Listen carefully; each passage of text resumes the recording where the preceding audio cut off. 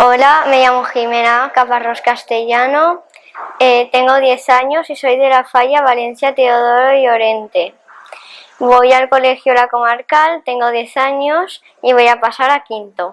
Pues porque me haría mucha ilusión y me gustaría mucho representar a a todos los niños y niñas valencianos.